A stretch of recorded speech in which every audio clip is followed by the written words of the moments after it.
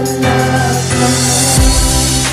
Bakit hindi ko kaya na makalimutan ang katulad niya?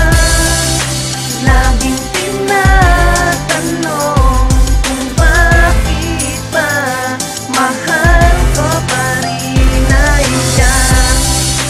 Bakit hindi ko kaya na makalimutan ang katulad niya?